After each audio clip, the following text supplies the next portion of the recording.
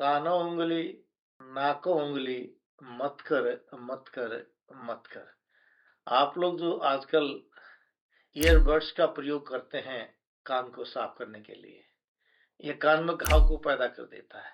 अगर आपको लगता है कान के अंदर कुछ है, तो रात को सोते समय अपने कान के अंदर सरसों का तेल डाल करके रुई का खोआ लगा करके सो जाइए।